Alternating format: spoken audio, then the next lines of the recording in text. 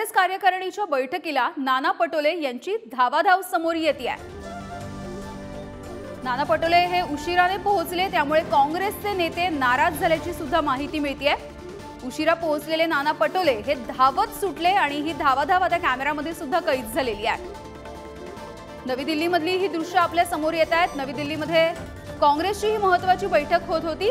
शिवाजी काळे या संदर्भातली अधिकची माहिती देत आहेत। शिवाजी, काय नेमकं घडलंय? नाना पटोले या बैठकीला उशिराने पोहोचले, त्यामुळे ही धावाधाव दिसतेय।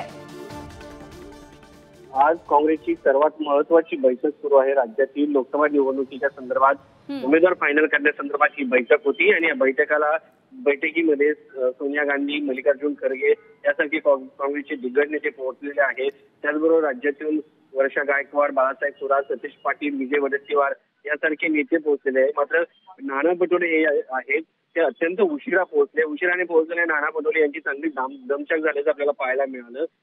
काँग्रेस मुख्यालयामध्ये नाना पटोले जेव्हा पोहोचले तेव्हा ते धावाधाव करत होते। त्यावरून लक्षात आलं की उशिराने पोहोचलेले आहेत।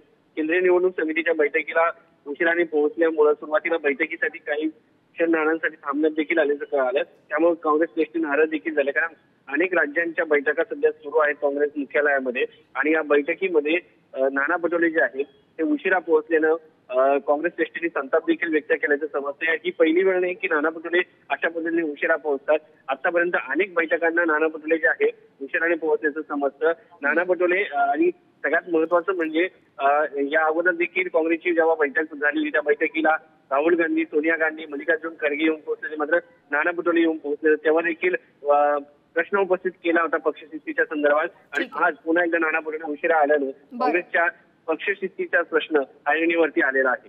अगदी धन्यवाद शिवाजी या सगळ्या अपडेटसाठी।